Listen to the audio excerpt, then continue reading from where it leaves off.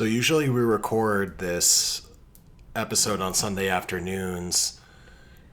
We were a little bit busier yesterday, so we're recording it on Monday night. And I'm remembering now one of the reasons that recording on Sunday afternoons is really nice is because it's quiet. Yeah. And there's not a lot of background noise. There's not a lot of things going on in the apartment or around the apartment. And that's really nice. Yeah, and for a multitude of reasons, when we sat down to record at 7 p.m., the laundry machine was making a significant amount of noise because I decided to do laundry. Upstairs apartment, there's noise. There's a young man that's about 8, I don't know, how old is Luca? 4. Yeah. 4 or 5. So, really sweet toddler that kind of gets the zoomies every now and again. Yeah, just starts running around, stomping. Like the bar downstairs is like, cue your place above a pizzeria, and it's like it's very energetic. So there's a lot of things going on. Yeah, and it was kind of funny as we sat down. We're like, damn, there's actually a lot of noises. So we waited it out, but still a little bit. Doing our best. So today's theme of this episode, in honor of it being Marathon Monday today. Or Marathon Monday, I guess. Boston Marathon on Patriots Day. So yeah, we'll release later this week, but we watched the Boston Marathon this morning, of course. And yeah, great topic on theme. Yeah, so we're going to talk about today about running paces, and more specifically, how Jack Daniels was kind of the grandfather, for lack of a better way to put it, of the VDOT training system, and using all these different paces and using different names for these paces to basically curate his running programs super, super specifically. Yeah. And basically now this theory of coaching has been adopted by running coaches at every single level.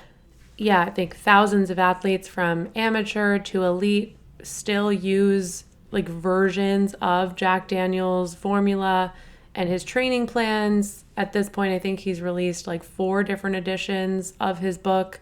And so it's evolved over time.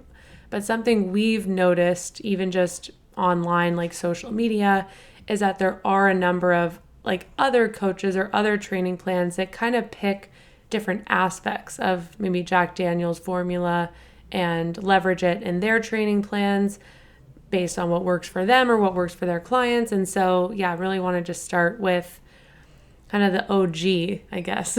Yeah. No, he definitely was one of the pioneers in running coaching to kind of take this tact and really evolve on the interval training that was developed by the Norwegians years and years ago, and really take that to the next level physiologically by getting so specific with the training. And I guess that's where we'll start out, is that Daniels basically created a framework where every single pace in training serves a specific physiological purpose, and his main takeaway is that you should always know the physiological purpose of whatever your training session is.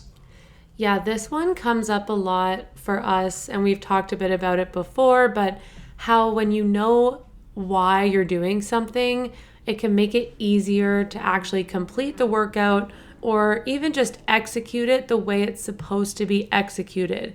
Because I definitely am, guilty of going too hard on some of my run workouts when it's more so just creating fatigue, if anything. It's not really serving the purpose of the adaptation that it needs to.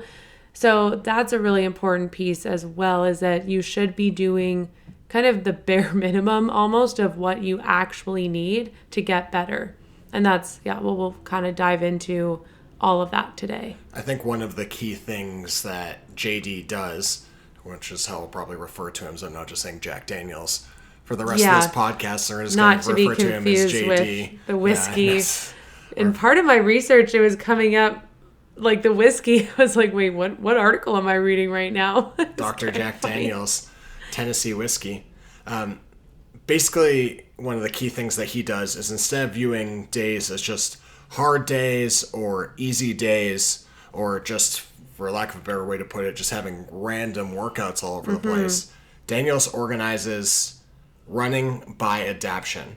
So there's a couple different categories. Some of these are either aerobic development, threshold development, VO2 max, which we talk about a lot on this podcast and comes up a lot in casual conversation, and running economy.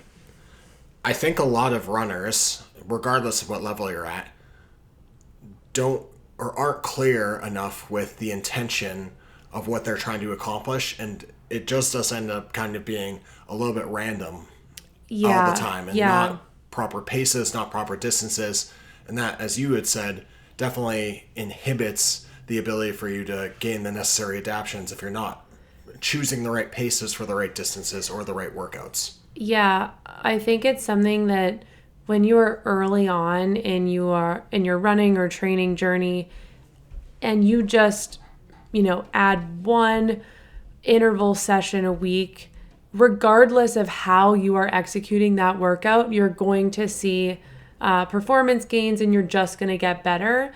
But then as you go on, you'll probably start to notice that just by doing these kind of random workouts and, you're kind of going faster, but you don't really know like why or what that pace means, you start to plateau or you start to just accumulate fatigue, and then you're actually doing less volume than before. And so I think that people fall victim to like the random workouts or going too hard when they don't need to, or a lot easier than they need to as well on the other side. And then they get stuck in this kind of loop of, I'm just going to do this today, that today, and there's no real purpose. But I think it can be difficult to lift out of that place because at one point you did see progress from doing that, but you do have to graduate from that if you want to continue to progress and, not just spin your wheels. This kind of sets the tone for the episode, because basically what JD is saying is the training isn't just about effort, it's about having clear intention when you're going into a block. So if you or your friends or anybody that you know is having difficulty understanding what their intention is going into running, or they're new to running and are kind of trying to get a little bit more clear about what some of these paces that Daniels lays out, share this episode with them, share this podcast, follow us at Aerobic AF Pod. We get into this stuff all the time. The backbone is that each of these paces is designed to improve something specific in Daniels' core philosophy.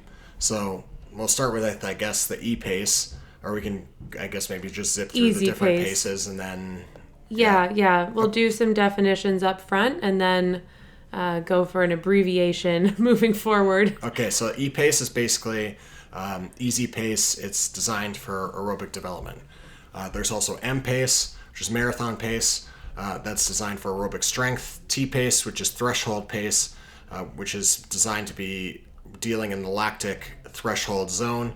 I-pace is interval pace, I believe. Yeah. That's specifically targeting VO2 max. And then there's the R-pace, which is specifically focused on running economy. Yeah, repetition pace. Okay, so those are basically the main 5 paces that Daniels deals with. I guess we'll start at the top. We'll start at you know how they have, what are they called? It's like EMTIR, emitter. Immature. I'll let you deal with that. The acronym. How do you remember all this? But yeah, I think ultimately, kind of as you go down the list, the distance you cover and the time that you cover gets shorter and shorter the faster you go, essentially. And we'll get into all of that, but it's that's kind of a helpful trick when you're thinking, oh, what's the difference between M and T or T and I, and it just means faster and shorter. Yeah. So basically the main pace that you're going to be dealing with a lot of the time is going to be the E-pace. So this is the easy pace, and you use this to build your aerobic engine. This is your 30 to 90 minute like easy runs.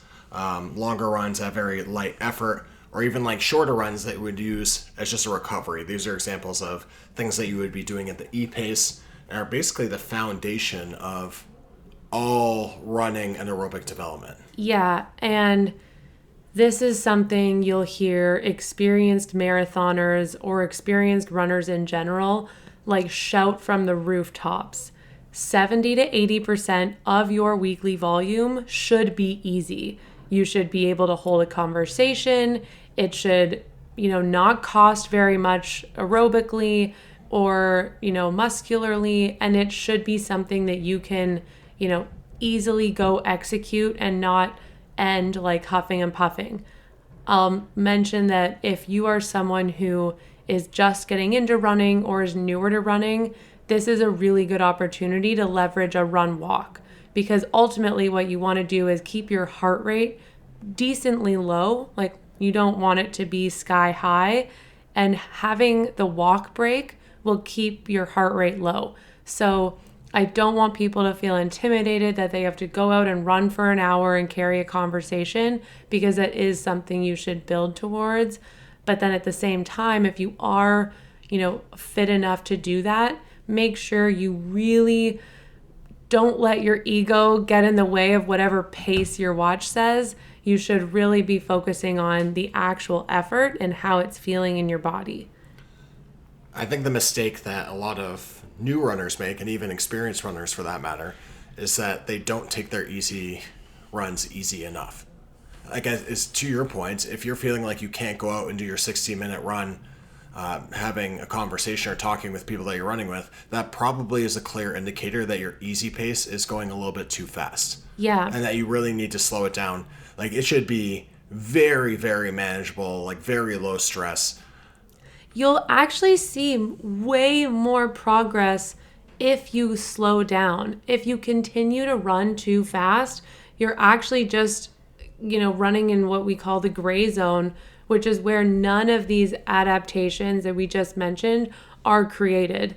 There is no gray zone pace. That is like no man's land. And I think it's okay if you, drift there once in a while, kind of during the run. Maybe it makes up less than 20% of your total run, but it should not be something that you're doing on a regular basis. So you want to make sure that your easy pace is also not the same pace every time, because it will change based on what you've done the days leading up. And you want to make sure that you're not just, fixated on a pace on your watch, and that you're really going by feel here, because ultimately you're just doing yourself a disservice if you're going too fast. But, preaching to the choir, I've been there. It took me years to slow down on my easy runs, and I'm, happy to be here now. But it's definitely something you don't want to get in the habit of. I think one of the reasons that the zone 2 training also is physiologically so important, without getting like too deep down the rabbit hole, is that basically when you get to about 60% of what your maximum heart rate would be, which is usually high zone 1, low zone 2, the amount of blood that your heart is actually pumping is actually at 100, which is to say that it cannot physically handle more blood going through it. Right. So then it becomes like not net loss, but you're not gaining anything by speeding up. It's like, again, unnecessary fatigue. Yes. That's just going to ruin probably your next workout, to be honest. Because then at that point, you start seeing your heart rate go higher, because it's like it needs to pump more blood, but it can't do any more volume. So it starts going faster to pump what you've got. And that's where you start actually losing efficiency, and the recovery, as you say, becomes much more difficult. Yeah, and that's actually a really good way to measure your progress as well, is that, after a few months of running easy, you probably will notice that whatever pace your watch was saying, it is going to drop naturally. But the fastest way to get your easy pace to be like faster is to actually run an easy pace. Because again, that's where you're developing aerobically.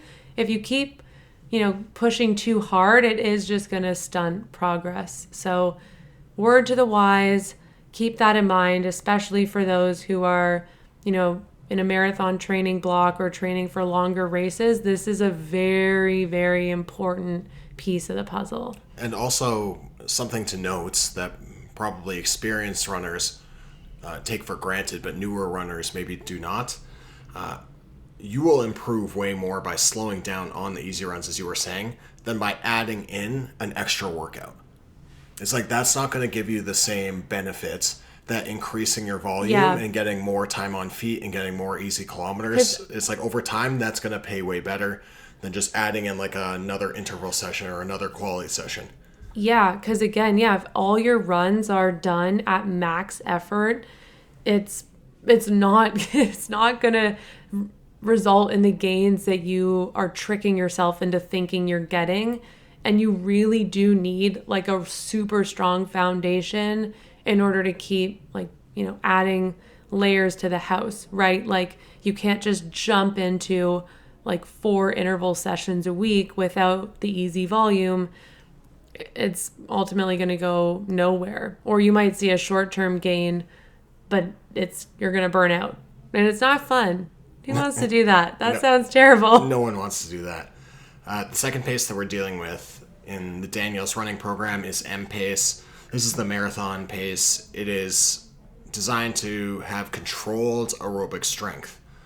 So you're basically looking to improve endurance, fuel efficiency, and sustained aerobic output in the marathon place. Mm-hmm. And examples of a workout like that you would be doing at M pace would be maybe 4 to 10 miles steady or longer effort steady, 2 by 3 miles at like a steady M pace, or just doing a longer chunk in the middle of the long run to kind of break it up. You can do that as well. Our friend Spencer the other day kind of started off his run an hour before 10K warm up, and then an hour at marathon pace. And that's very classic. And then a warm down, at the end. And something that you do want to be aware of is running your current marathon pace, especially at the start of a block, rather than your goal marathon pace. And there's ways that you can, find an estimate of what that is. There's tons of online calculators where you can just punch in a recent race result or like roughly where you think you are to find what your current fitness is versus your goal fitness.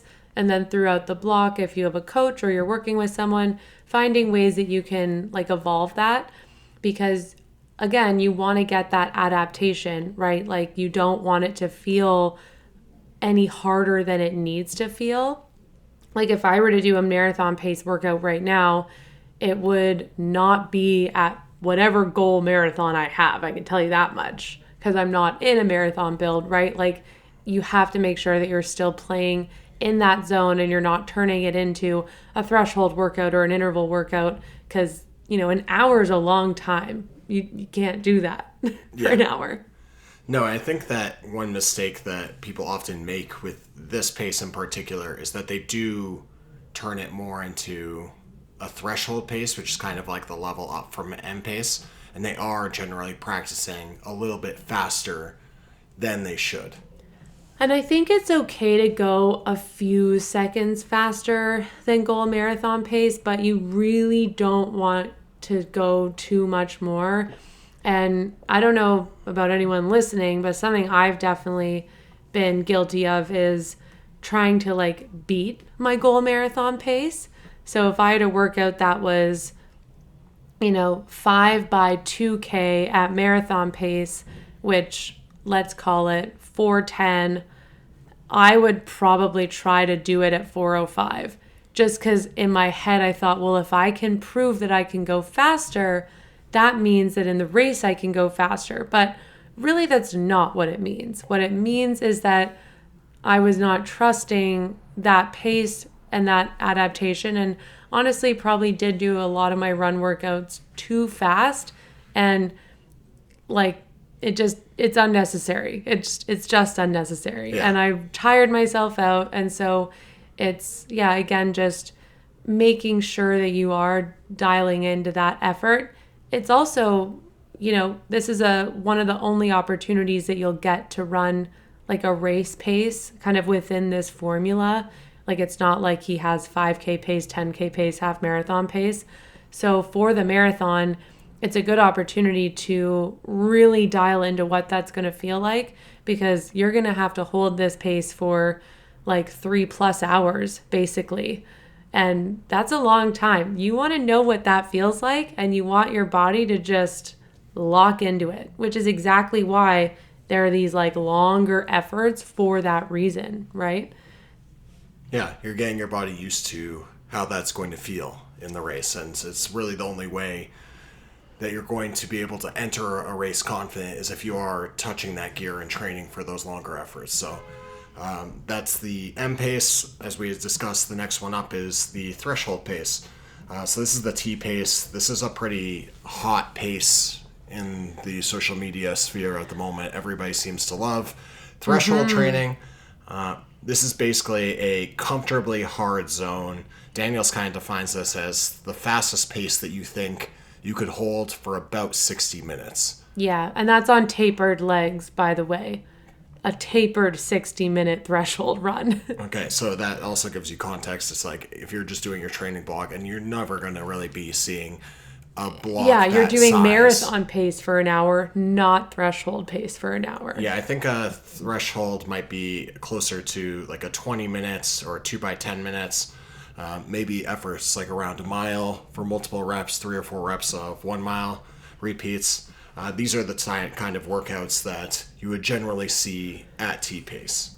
Yeah, and this is a very common pace for high rocks right now. We talk about threshold a lot.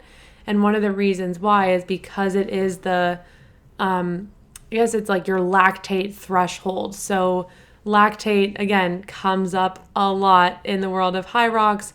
And one of the ways that you can improve your performance is to lower what your threshold is. So getting faster, clearing lactate at a faster pace, and being able to hold that and sustain that for kind of like an hour, hour and a half in those environments.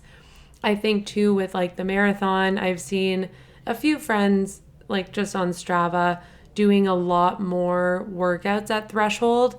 I think this, if you're used to something different, it can be a little jarring because, again, it's like it's not half marathon pace, it's not 10K pace, it's somewhere in the middle. And so it's not something that we are, typically exposed to, at least not in like a race specific training plan.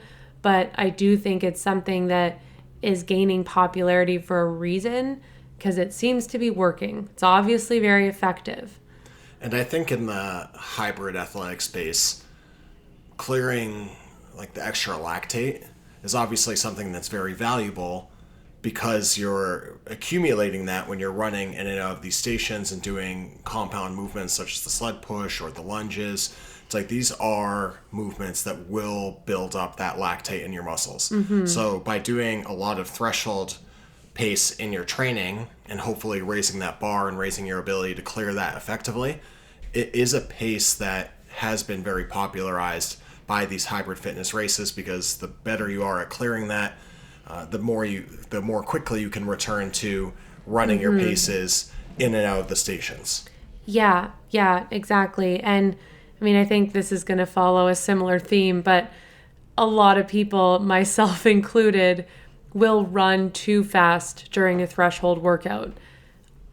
I typically find myself doing this because, again, I want to prove to myself that I can go faster. And this is really an ego problem where I'm like, but I was doing 1.5 or 2K repeats at a faster pace before.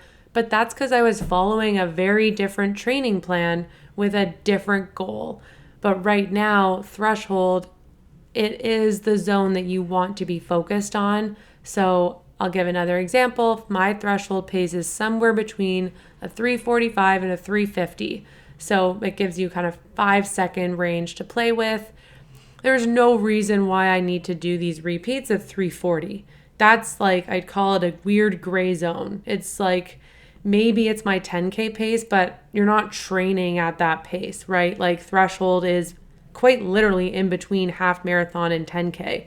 So, which is, again, why it can feel a little hard mentally, especially if you're training maybe for a faster race. But it serves a purpose. It's important. And it's honestly kind of fun pulling back a little bit. I've actually seen some people talking about how they're even going slightly slower than threshold pace because threshold pace can still feel quite challenging. And if you pull back even just a few seconds, it will cost way less on recovery, and you're very likely still getting those adaptations in. So that's something to think about as well, is that it is okay for you to, kind of float just above your threshold as well. I try to pay attention to how my legs feel, and if I feel the lactate physically building from within, I kind of know that I'm around that pace. Again, I think it can be difficult at first to find out what that exactly should be or look like. But yeah, I would use the online calculators, put in a recent race result, and it will spit out all of your paces for you. No guessing. Yeah, do that, do a time trial, just something to give you a clear indication of when you actually are pressing for those distances, what you're coming in at, and then you can get accurate pacing information through some of those online resources. And these are some of our favorite workouts. I love we've been workouts. doing a lot of them, and it's fun. I feel like when both of us finish an interval workout at threshold, we're not completely dead, right? We feel like we worked hard, it feels productive and effective, and we know that it's for a purpose, for a reason, and then I feel like we're just on cloud 9 for the rest of the day. We've had a couple of good ones of these lately. Yeah. I've had some good 1K intervals at T-pace that felt really good. To your point, it's kind of starting off maybe a little slower than threshold for me, around a 3:52, and then cutting it down to where my threshold pace probably is now, cutting it down to a 3:38, 3:42, by the time you get to the end of those reps. So that's felt quite good. We did a 2 by 12.5 minute tempo the other week at 3:45, and that was hard. That was a little bit of a grind, but again, you it's come in out that of it zone. and you feel good. It's in that zone of kind of the longer-ish interval. It's meant to be fast, but not so fast that you're completely depleted. You should always feel like you have one more rep in the tank anyways in any workout you're doing, but especially here it should feel controlled. You should feel in control. Maybe at the end you feel a little less in control, but last rep or whatever, but yeah, you don't want to be feeling like you've got nothing left in the tank at the end of a T workout. Yeah. 6th interval pace, or I guess the 4th interval pace, is the I pace. So this is actually the interval pace. And it's specifically for improving VO2 max. This is going to be faster than T, and you're basically trying to improve your max aerobic power. So distances start to come down when you start moving into the I stuff. You're talking about maybe the 3 to 5 minute range, maybe 1000s, 800s. I think maybe the max at I is kind of going up to 1200s, maybe a mile on the outside. But these are the kind of distances that you're going to be dealing with. And again, the volume that you're going to be training in this zone comes down a little bit, because the higher the intensity, the lower the volume of training you're going to do. You're probably going to be looking for about 3,000 to 5,000 meters if you are trying to train at I. Yeah, a true interval workout is going to be lower volume. It's also kind of right around your 5K pace or just slightly faster. And you might see similar things 4 by 1.5K at threshold versus 4 times 1.2K at interval pace. Even though the total distance per rep is kind of similar, 1.5K versus 1.2, it's 300 meters difference. Likely the variable that's going to change there is rest. So if you were doing a true interval VO2 max workout, you actually want to give yourself a lot more rest to let your heart rate kind of fully drop and recover. Maybe not fully drop and recover, but go down pretty significantly so that you can execute another set of reps at that fast pace. Versus threshold maybe only needs 60 to 75 seconds because you're kind of trying to keep it continuous. So that's something else that you need to think about, especially when your coach is prescribing workouts. You might see oh, why do I have a 3-minute rest here? That might feel jarring, but that means you should be running faster. Yeah, it's definitely, you're tailoring the rest specifically for what zone you're in. And when you're doing like VO2 max work, I think the original Norwegian workout was actually 5 minutes. It was 4 or 5 minutes at VO2. Yeah. It was 4 or 5 minutes at VO2 max with this equal amount of time as like an easy jog kind of cool down. So they were actually holding that intensity for 5 minutes and then just wanting to bring the heart rate all the way down for 5 and then spike it up again.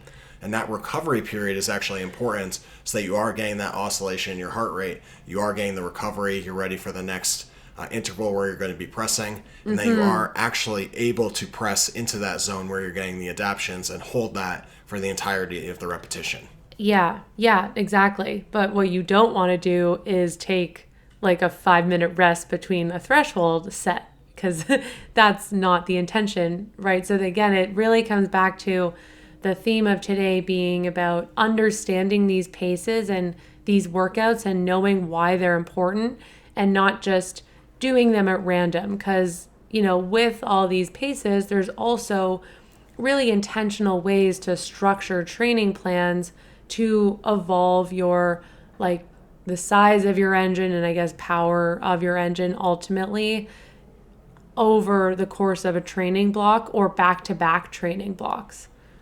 I think an important one here too, I mean, we talk about people overextending in a lot of these paces and maybe going faster than they should in a lot of these paces. I think in the VO2 max in particular, people tend to come out super hot on rep 1 or 2. Like a full sprint. Yeah, and then just completely run out of gas and fall off the cliff and not be able to maintain that at the end of the workout. You actually are not gaining anything by surpassing past your threshold where your VO2 max is, because once you hit 100% of it, you can't go any higher. Yeah. So even if you're running a faster pace than where your VO2 max is, the VO2 max threshold is the pace that you can receive the maximum adaptation. So running faster is not giving you any extra adaptation, and it's probably actually just hindering your ability to get back to that 100% threshold again in the later reps of the workout. So again, it's just intention, and being very specific and making sure that you are actually running the paces prescribed, or you're just doing yourself a disservice, especially at some of these faster paces. Yeah, because again, like, we want you guys to not work harder than you have to. Yeah. And we've all done this. Like I did this last week or 2 weeks ago. I set out to run a 4 by 1 mile threshold workout, and I was running 340s, which was too fast. Like, that's not my threshold pace. And I was so burnt out. I ended up only doing 3 reps, so I didn't even get my last rep. And I ended up taking longer rest in between, because once I realized kind of what I was doing, I did turn it into like somewhere in between an interval and a threshold workout. But it was so random and not effective, and whatever, it happened and it's fine. But we're all guilty of it. And I think it's just something that everyone should be aware of, and making sure that you are also understanding of what your paces are. And that can really help as you kind of go forward and then start to track your own progress. But something I think that's a really good rule of thumb is that you have to run within yourself. And just because you execute a workout like faster than prescribed, it does not mean that you're going to race faster than you're physically capable of. So meet yourself where you are, let yourself progress at the rate you need to, run the paces based on the adaptation, as we're saying, and you will see those performance gains over time. But you can't like will it into existence. No, and I think also you only have a certain amount of those efforts in the chamber throughout a calendar year. So I think even in just a week. Yeah. So I'm just suggesting that, like, I think sometimes people will go super hard on like a training session, for example, maybe like a sharpening session, like before the race, or like the week before a race or something, and go out and execute a workout to the max. We're talking pre-taper. And just be, well, even, yeah, it could be even like weeks before, like a week or two before. You can go out and you can crush a workout, and you can send it, and you can nail your paces, and you can just be like, this is the best workout ever. And then on race day, you're flat because you overextended on that workout that was earlier. And it's like you only have a certain amount of those efforts left in the you don't want to available. Peak. You don't want to peak during a workout. No, you want to make sure that you have something left in the tank for race day. I'm not saying this happens for everybody, but I do think that it can be a mistake that people think, oh, I crushed this workout and now I'm going to be ready to crush the race. To your point, it's like just stay consistent, stay with the plan, and the adaptations will happen over time, but you can't really rush it. Yeah, I know, as much as you want to. It doesn't work that way. The last pace that Daniels talks about is the R pace. This is the repetition pace, which is basically focusing on running economy and mechanics. So he does this by prescribing shorter distances. These are your 200s, maybe on the outside, 400 meters. Strides are another popular way to do this, like doing a 100-meter stride at the end of an easy run or something like that is a good way to mix in some R pace. Basically, what you're looking to improve is running economy, your turnover, and your running mechanics when you are doing these shorter reps with full recovery. Yeah, and this does not mean full sprint. Just because you see some 200s and 400s at the end of your workout, or even at the start of your workout, I've seen it go both ways. It does not mean it's 100% balls to the wall, let me give this everything I have. What you really want to pay attention to is not speed per se, but it's like you want to be moving fast because you're focused on like economy and mechanics. And so the minute your form starts to break down, you are no longer doing repetition pace, and it again is not serving its purpose. So you run as fast as you can sustain with good form and good mechanics. And a good way to, kind of prevent yourself from like sprinting or doing too much is the fear of pulling a muscle. That's what I think about all the time. I'm like, I'm not just going to start sprinting right now. I'm probably going to hurt myself. I think on the distances 200 meters or less are the distances that I always seem to injure myself the most. Yeah, exactly. Right. Because it's like somewhere in your head you think, oh, this is so short. I can go so fast and I should be going so fast. But that is not what it means. Well, I've let off quite a bit on these distances, even when we're doing them at the end of the workouts. I remain surprised by the amount of people that absolutely floor it. Yeah, it does not mean you're doing a 200-meter track race. It's crazy. Yeah, it's like people are you're flying gonna hurt by yourself me on these things. I'm like, I'm just trying to protect my hips and my hamstrings.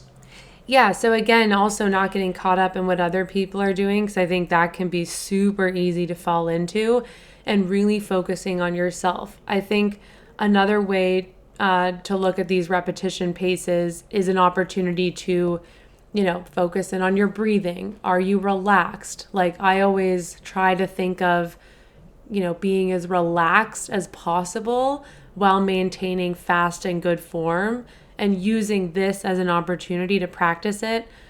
And yeah, something we've been doing a lot is at the end of our easy runs, or kind of the back half of our easy runs, doing like 4 to 6 20-second strides, which is, again, a good way to practice that movement under fatigue. Yeah, especially under fatigue, to be able to pick up your legs. And that's actually one of my favorite workouts to prescribe any of my friends or people I know that like ask me about running workouts. I don't even think you need to do these crazy interval sessions. You just tack on a couple strides to the end of your runs and you will really start to see progress. And it's so easy to do and not intimidating. So one of the biggest principles of this whole Jack Daniels plan is, we had mentioned it earlier, but we'll go into a little bit more depth now. The faster the pace that you are running, the lower the volume you are going to be training. Oh yeah, that's what I said. Yeah. That's how I remember it. Yeah. I mean, it makes sense. I'm glad you read the lineup. I came to that conclusion all by myself. Yeah, it's because I could tell we were all paying attention in our pre-reading. Yeah. E is obviously the easy pace. This is going to be the highest volume. As we said, 70 to 80% of your week is going to be at this pace. And it's just very, very chill. And then as you get into the faster paces, M, T, I, R. R is going to be the lowest volume, whereas the marathon pace is going to be a more moderate to high volume. So more or less the main takeaway is the faster the pace that you're running, the smaller the dose of mileage, for lack of a better way to put it, is you're going to be prescribing for those distances. Yeah, and I also want to call out that we're talking about 5 different paces, and so I know that can sound intimidating as like, oh, well, how am I going to fit all of this in if 80% of it is easy? Like, where does the other part fit in? And I'll just give an example of like what our training week looked like last week. We were, let's say, around 55 to 60 kilometers total volume for the week. 14 of those kilometers was at threshold pace, which is roughly 25%. So, sitting in that like 25% threshold, probably 70% easy. And then that remaining 5% was either repetition or maybe interval. And that's how like we just did our training week last week. Now we're training for like high rocks specifically. So I think if you are obviously training for a marathon or half marathon, you'll have some marathon pace likely in your long runs or medium to long run. So don't feel like you have to do everything every week. I think really focusing on that 70 to 80% easy, and then making sure you're not doing too much of the other stuff back to back, giving yourself proper recovery. Or, easiest way to solve the problem is to get a running coach or ask ChatGPT to make you a running plan based on Jack Daniel's formula. Or DM us on Ken will set you up.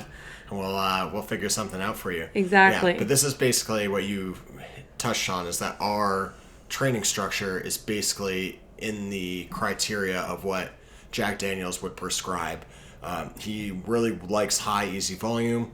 He generally would do about 1 to 2 quality sessions per week, which we had, I think, one quality session that was 8K at T. The other one was about 6 at T. So 2 quality sessions there. And then you progressively just get more and more specific about whatever it is that you're training for. So for us, our long run is generally around 18 to 20K. Yeah, like 90 minutes easy. Yeah, exactly. And we haven't really been training any M-Pace or anything like that because it's not really specifically suiting what we're building for at the moment. Yeah. And then we are mixing in maybe a little bit of that kind of R-I stuff and at the end of our easy runs a lot of the time by just doing some strides here or like some 100s, just smaller stuff at the end of some of our easy runs to get a little bit of that mechanic running form, running economy, gotta stay on top of that mechanics, form, all that sort of stuff in. So look good, feel good, run good. Yeah, exactly. And I can't say this enough. It's just like, just make sure that you are actually dialing in the easy volume. And I know that's something that's really hard to do, especially when you're first starting out, because the intervals can feel sexy and fast and they're like so much more fun. The truth is that a lot of the training that moves the needle is extremely boring. Yep. Like we were just grinding on the bike earlier today. We did almost about an hour easy on the bike, about 50 minutes easy on the bike. It's not glamorous. It's not fun. It's super monotonous. It's hot and you're just grinding some wattage, and it's not sexy. Easy either. Like easy pace, you are still working. So don't be fooled and think like, oh, this is going to feel like nothing. You are training also mentally, right? Like you need to kind of sit in that zone, that feeling, and just let the adaptations kind of happen over time. Something that I also think people can fall guilty to is by running faster on their long runs, if you're like running with other people who are faster than you, or you're trying to keep up to be with your friend, I think that's okay to do, like for part of your run or some shorter runs. But you really want to make sure that you protect that aerobic development time for yourself, and that you are finding friends or run clubs that, help you achieve that goal. When we're talking about hybrid athletes and HYROX athletes specifically, I do think that this is probably one of the biggest mistakes that they make, is that you spend a lot of time actually being in these gray zones, as we call it, and not being specific enough for what you're training for. And It actually inhibits your ability to continue to progress in your training as a runner when you're not being specific enough, or as we talk about a lot in the hybrid space, people love the idea of compromised running, and obviously it's important to be able to run on tired legs and know that feeling, but I don't think training that specifically all the time really makes you any faster. Yeah, I agree. I think that it has a time and a place, and it, again, serves its own purpose, but you do not need to be ripping compromised run and station workouts every week. They take a lot out of you. We talked about that last week. It's really difficult to predict the recovery kind of cycle of that type of workout. And so being mindful of that as well, because again, you want to protect your week overall and not just like die out in one session. Something I also want to add here on the topic of HYROX, I have seen the narrative online about how it is, pointless for a HYROX athlete to try and get faster at the 5K or the 10K, and that those paces are just not relevant, those workouts aren't relevant, blah, blah, blah. I do believe that two things can be true. One, the 5K, 10K paced workouts and training plans are going to be more aggressive and focused on a much faster pace than what you are going to be running in a HYROX. It is a different pace than 5 and 10K. You should not be running your 5K pace in a HYROX or Godspeed. But I also really believe that in order to get faster at your threshold pace, you do need to lower your 5K time or your 10K time. Having that speed in your legs and being able to build on that, I think, is super valuable. And I do believe that a lot of, probably people listening to this podcast or just general public, we jump straight to these long distance races or HYROX specifically, which is, half marathon pace and slower. And we miss out on all the speed and gains that come from the 5K and the 10K. And so I do think it's okay for HYROX athletes to want to get faster in those distances, just being mindful of, how you structure that in your build and making sure that you're being realistic with maybe what you can achieve in those distances when you're also trying to train for this very different race. Yeah, I think it's definitely useful. I agree with you. Obviously, the race is going to be a little bit longer than what you're going to be running a 5 or a 10K in, but it's only one deviation, I'd say, away from the 10K and one deviation away from the half marathon, which probably, I'd say the half marathon will be longer than your HYROX time generally, and the 10K will obviously be shorter. So it's kind of, you're in the middle there. But I think that there is definitely value, and not the least of which, understanding where your running paces are and how to train them. It's getting a 5K or a 10K in is a really good litmus test to see where you're at and what you're capable of holding on legs that maybe aren't as fatigued as they are in this hybrid environment where we're always throwing these extra stimuluses in that make everything just feel way, way more hard. Yeah. And then I also think it's once you start getting used to these types of paces and the training that comes along with it, you'll become really familiar with how your body responds to the different paces. Someone might thrive on a lot of marathon pace workouts in a block, whereas someone else might thrive with more threshold that's like lower volume, but like a bit faster, right? Yeah, So you that's have to a find, great point. yeah, you have to find what works for you. I feel like for me, something that works really well is lower volume, higher intensity. I think I've talked about that before. So it's something I'm trying to balance with wanting to do more threshold work, but that means higher volume workouts for me. And since I am a bit of a lower mileage runner overall, it's, yeah, just making sure that, again, I'm not pushing too far past that like 25% of overall mileage per week, right? So that's, again, all these things are really important to be mindful of when you're, looking at your week of running. Sorry that we're gonna continue Oh, there. no, It just seemed like, yeah, it just seemed like you weren't finished with your thought. Well, I think, yeah, ultimately it's just like make sure that you don't, just go out and run hard or kind of hard every time you go on a run. Yeah. Okay, so final takeaways. Every run should have a purpose. Yeah. It's like not every run should just feel like kind of hard and you're just out there doing it. And it's like understand what you're trying to do. Mm-hmm. Easy running is the big foundation for everything you're going to do. As we said, about 80% of your runs should be in this zone. This is what's going to move the needle for you the most. Over intervals, over any of this other stuff, if you can get the easy volume in and increase that over time, this is what's going to be the most foundational piece for whatever it is that you're going to accomplish. Your quality sessions should also have a specific target. It is not just a free-for-all of let me run as fast as I can, regardless of what my coach prescribes. That's not purpose. That's stupid. Yeah, you got to know the system. Yeah. More is not always better.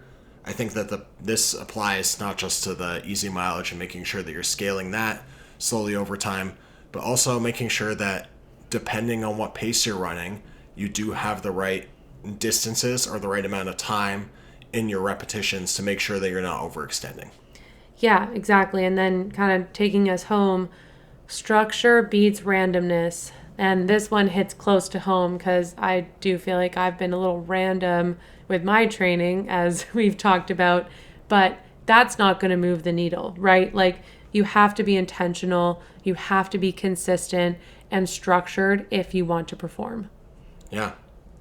More or less the greatest lesson that JD leaves us with is that better training isn't about doing more. It's about knowing why you are doing each run. Love that. Love that. Especially if you have a bad race or bad day, you start questioning everything you've done. You have to stay the course. Just, lock in, understanding the purpose, and just trust that it will come together. It does not mean you have to completely rewrite the plan and do way more hard sessions and, run harder, run faster, blah, blah, blah. Just stay the course. It will come together. And trust that you're doing the right thing when you know what you're doing.